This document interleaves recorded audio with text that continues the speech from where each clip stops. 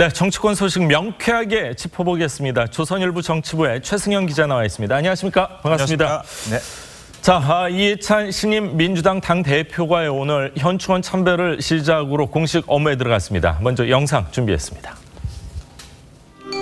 왜 떨어지죠? 농담입니다.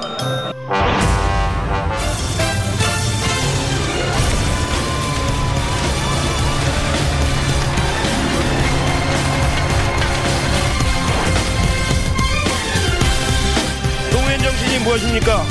지역주의 타파, 가치과 특권이 없는 세상 아니었습니까? 맞습니다. 맞고요. 이해찬 대의원 동지 여러분에게 마지막으로 호소하겠습니다. 저 호소합니다. 한 표 줍쇼, 한 표 주소, 한 표 줘요.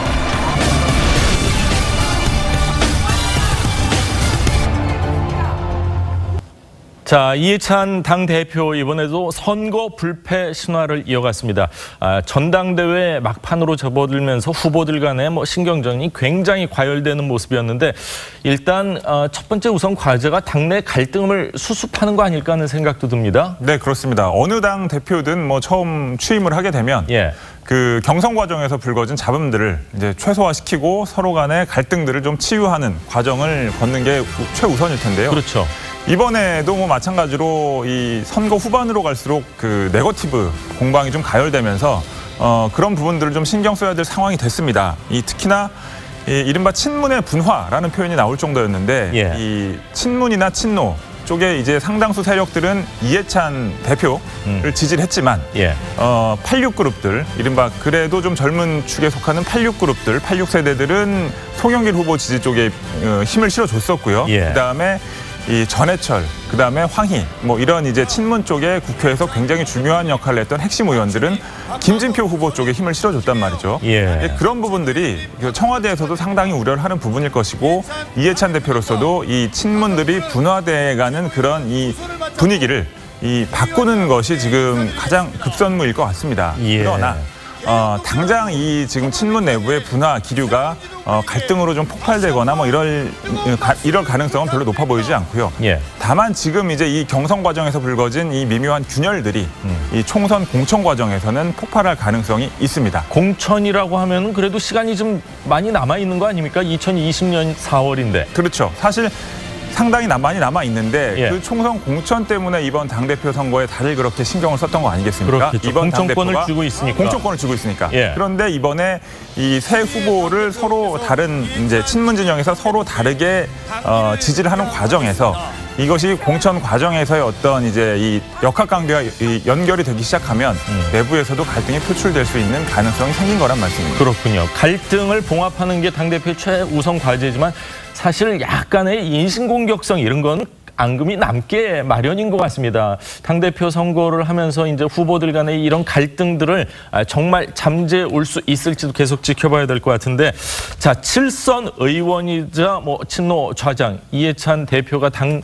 이끌면서 앞으로 당청 관계 어떤 변화가 생길지도 주목이 되고 있는데 청와대 참모들과도 인연이 굉장히 깊고 대선배라고도 볼 수가 있죠. 그럼요. 문재인 대통령과도 관계가 깊고 맞습니다. 그다음에 청와대에 있는 참모진들도 사실 이해찬 대표를 통해서 정치적으로 성장한 사람들이 상당수가 있기 때문에 이 부분을 이제 짚고 넘어가지 않을 수가 없습니다. 자, 일단 문재인 대통령부터 지금 이렇게 크게 사진이 나와 있는데 다들 아시다시피 노무현 정부 시절에 이제 이해찬 대표가 총리를 할 때 그렇죠. 문재인 대통령은 노무현 대통령 비서실장을 했었지요. 그래서 문실장이라는 단어 2번 나온 거 아닙니까? 이번에 이번에 당권 경쟁에서 가장 큰 논란이 됐던 발언 중에 하나였죠, 그것이.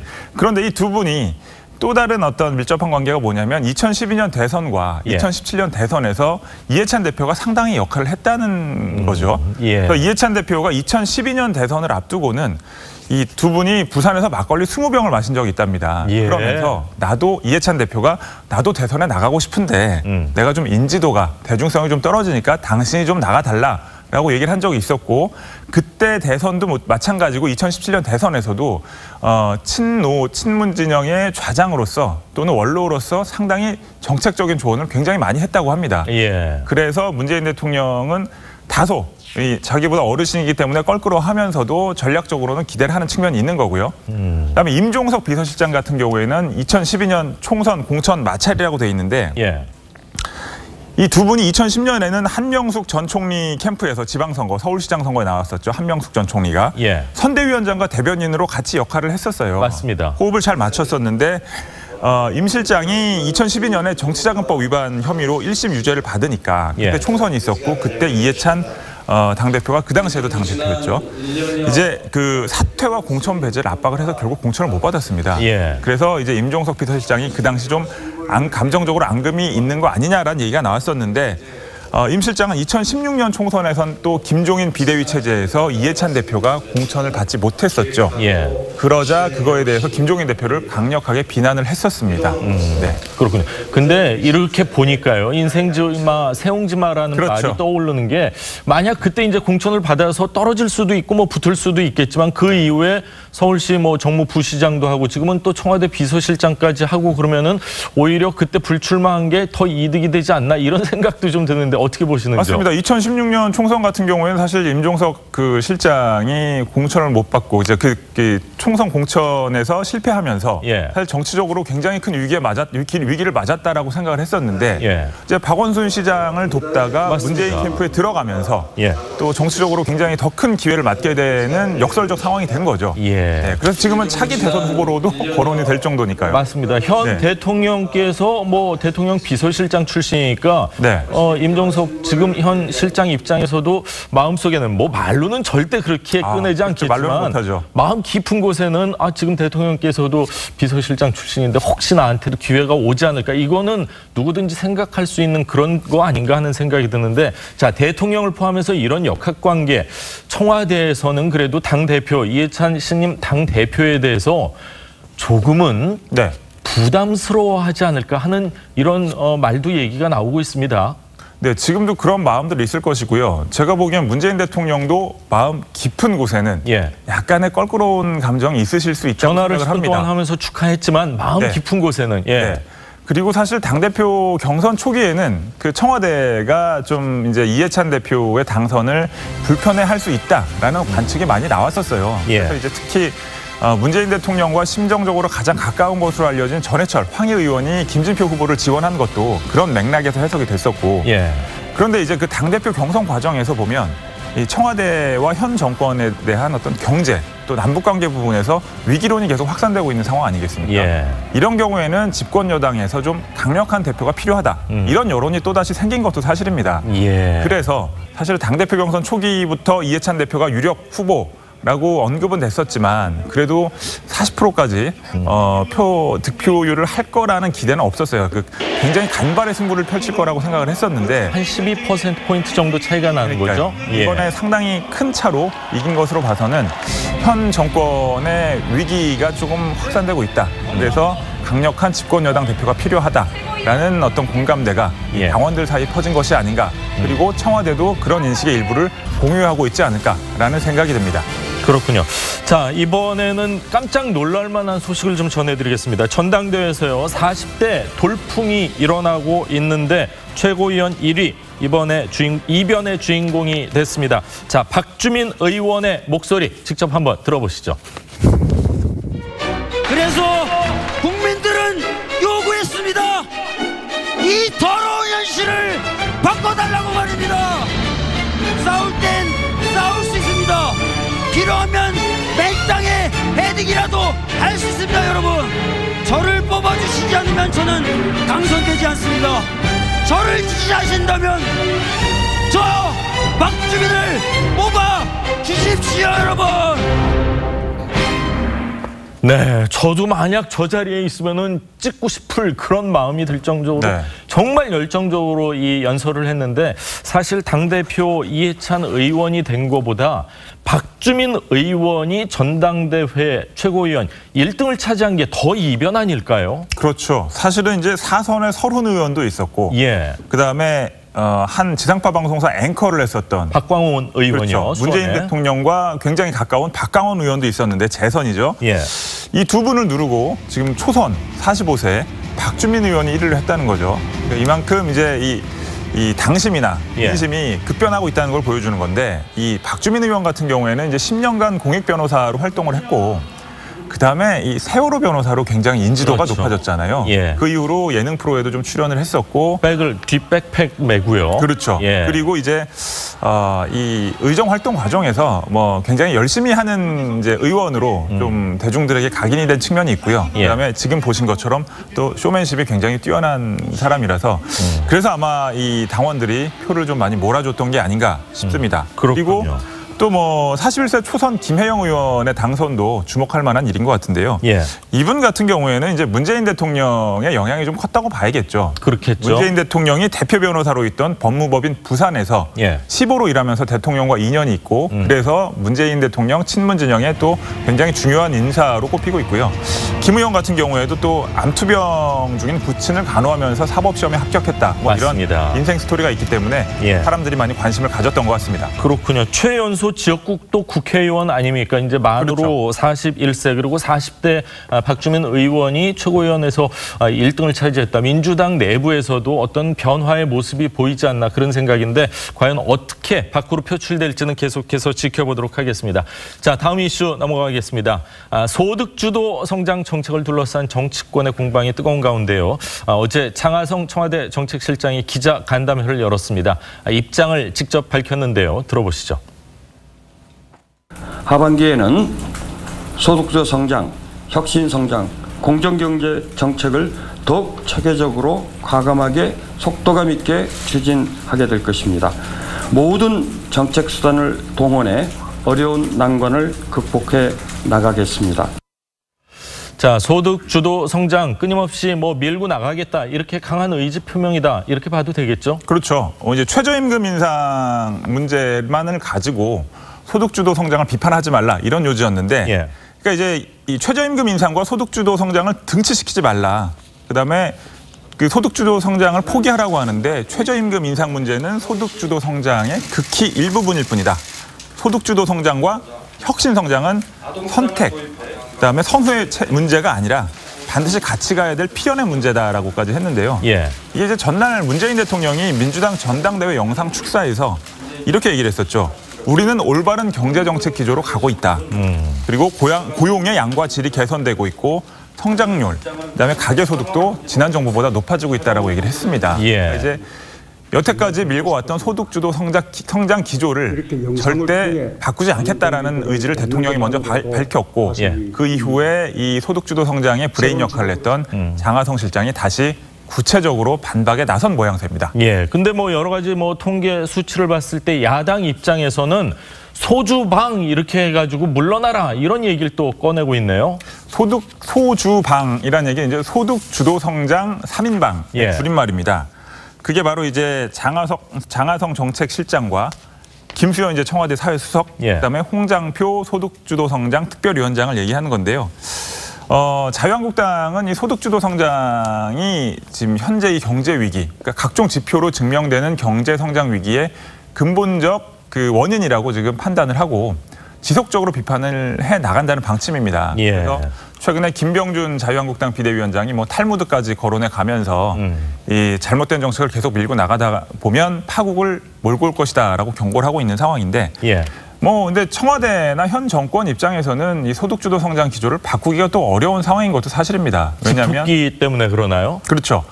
이제 1년 반 동안 몰고 온 경제 기조를 갑자기 180도 바꾼다는 것은 예. 사실은 이제 그 자신들의 정체성을 좀 부인하는 결과를 불러올 수 있고 그럴 수 있죠. 최근에 예. 민주당 지지율의 일부가 정의당 쪽으로 빠져나가고 있는 상황 아니겠습니까? 그러니까 이제 지금 소득주도 성장이라는 것은 서민, 저소득층 예. 이런 분들에 대해서 그 심정적으로든 뭐 실질적으로든 뭔가 도움을 주고 싶다라는 그렇죠. 기조에서 시작이 되는 건데 네. 이 부분을 포기하게 되면 이제 기존의 시민단체, 노조, 서민 뭐 이런 아주 민주당의 중요한 그 지지층들이 이탈할 수 있다라는 우려가 큰 상황이기 때문에 그렇습니다. 예, 그렇군요. 자, 과연 소득 주도 성장 장하성 실장은 연말까지 좀 지켜봐 달라 이렇게 얘기를 했는데 연말에 뭐 정말 좋은 성과가 나기를 기대하지만 그렇지 않게 될 경우에는 과연 뭐 어떻게 될지도 한번 좀 지켜봐야 될 것 같습니다. 자, 다음 이야기를 좀 하겠습니다. 박원순 서울시장이요. 지난달 싱가포르 방문 당시 밝혔던 여의도와 용산 개발 청사진을 전면 보류하겠다고 밝혔습니다. 어제 박 시장의 브리핑 내용 직접 들어보시죠. 서울시는 여의도와 용산 마스터 플랜 발표와 추진을 보류하겠습니다. 서울시는 최근 주택시장이 이상 과열 조짐을 보이고 있어서 깊이 우려하고 있습니다. 네, 제 친한 친구가 여의도에 한 명 살고 한 명은 용산에 살고 있는데 미소가 굉장히 만반의 미소를 띠고 있는데 7주 만에 이렇게 전면 보류하고 뭐 포기까지는 아니겠지만 보류한 이유가 뭐죠? 뭐 지금 말씀하신 것처럼 집값이 올라도 너무 올랐죠. 그리고 뭐 한두 달 사이에 인력은 쉽게 오르더라고요. 그러니까 특히나 이제 여의도에 용산이야 뭐 계속 오르던 지역이었고 상당히 높은 지역이었는데 여의도가 많이 올랐습니다. 그 사이에. 사실 이제 정부 입장에서는 이제 최근에 그 재건축 관련 규제들을 강화하면서 집값이 어느 정도 잡혔다라고 판단을 한 상황이었는데 박원순 시장이 저 계획을 발표하자마자 강남은 물론이고 그러니까 여의도 용산은 물론이고 강북까지 게다가 강북까지 지금 들썩들썩하고 있는 상황 아니겠습니까? 그래서 기존에 정부가 내놨던 부동산 대책이 다 무효화돼 가는 상황인 듯. 이게 집값이 그 이상으로 올랐기 때문에 그런 상황을 맞고 있기 때문에 박원순 시장으로서도 차기 대선도 내다봐야 되고 그다음에 이 현재의 부동산 과열 현상을 더 악화시킨 이 책임자로서 어떤 지목을 받게 되면 본인으로서도 정치적 부담이 커지기 때문에 이제 김현미 국토부 장관과 계속 공방을 주고받았었잖아요. 맞습니다. 그럼에도 불구하고 나는 서울시장으로서 이 계획을 밀고 가겠다라고 했는데 결국에는 이번에 백기를 든 상황이라고 봐야 될 것 같습니다. 어제 대만하고 우리나라의 야구 경기를 보니까 대만 응원단에 더할까에 기름 U자를 해서 가유라고 하면서 응원을 하더라고요. 집값이 오르는 상황에서 이런 정책을 뭐 기름을 부은 격 아닌가 이런 생각까지 들 정도인데 자 구체적으로 7주 동안 여의도하고 용산 얼마나 올랐습니까? 자 보시면 아시겠지만은 이제 이 영등포구입니다. 영등포구. 여의도가 있는 영등포구죠. 이제 아시겠지만 여의도뿐만 아니라 여의도 밑에 여의도 밑에 영등포 지역도 영등포역 주변에 뭐 신월동, 신길동 이런 쪽이죠. 거기도 많이 올랐어요. 그래서 7월 9일에 이제 박원순 시장이 여의도 뭐 통으로 개발하겠다 뭐 이렇게 좀 굉장히 큰 마스터 플랜을 발표를 했는데 그때 집값 상승률이 0.12%, 0.14% 이랬습니다. 영등포구가 근데 23일이 되니까 0.23%로 그다음에 또 한 2주 지나서 0.29%로 그다음 20일에는 0.51%로 서울시내 최고 수준으로 상승률을 보이고 있는 상황이고요. 그다음에 이제 용산구도 뭐 기존에도 좀 높았던 지역이지만 0.12%에서 0.26을 거쳐서 0.45%. 영등포구에 버금가게 오른 상황입니다. 그렇군요. 용산구 같은 경우 뭐 강북의 강남이다 뭐 이런 얘기를 듣고 있는데 전체적으로 참 많이 올랐는데 전면 보류한다고 해서 집값이 훅 떨어지거나 그러지는 않을 것 같은데 어떻습니까? 시장 상황이나 부동산 중개업소들 반응은 뭐 지금 전면 보류한다고 하지만 이미 이 집값에 반영이 됐고 그다음에 사람들이 개발 호재에 대한 기대감이 이미 커진 상황이기 때문에 시중의 돈들이 일로 몰릴 수밖에 없다. 그러니까 집값이 떨어지기는 어려울 거다. 뭐 상승폭이 이만큼 크진 않겠지만 그래도 상승 기조는 어느 정도 유지가 되지 않을까 이런 얘기들을 하고 있습니다. 그렇군요. 근데 서울 시내에 살고 있는 많은 사람들이 사실 집이 없기 때문에 향후에 박원순 서울시장 정치적인 타격을 입을 것이다. 일각에서는 이렇게 보고 있는데 그거는 너무 좀 앞서가는 걸까요? 아니면 일리가 있는 얘기입니까? 어쨌든 현 정부로서는 어느 정도 잡혔다고 생각했던 집값이 이 박원순 시장의 이 여의도 그다음 용산 개발 이 발언을 기점으로 해서 오른 게 사실입니다. 그렇기 때문에 아마 이 집값 과열이 계속 된다면 박원순 시장으로서는 이 부분에 대해서는 정치적 책임을 다소 받을 수밖에 책임에 대한 비판을 다소 받을 수밖에 없는 상황인 것 같습니다. 그렇군요. 집이 있는 분들 입장에서는 뭐 그렇게 뭐 나쁘다 생각이 안 들겠지만 집 없는 사람 입장에서는 뭐 한두 달 사이에 인력 오르는 거 예를 들어서 돈을 벌어서 인력을 얻는다 하는 거는 세금 뭐 한 50% 정도 띄어낸다 생각을 하면은 뭐 2억이나 4억을 벌어야 된다는 건데 현실적으로 그렇게 벌기는 대한민국에서 정말 쉽지가 않기 때문에 집값 오르는 것만큼은 정부에서 꽉 좀 잡아주시기를 기대하겠습니다. 자, 오늘 최승현 차장 얘기는 여기까지 듣겠습니다. 감사합니다. 감사합니다.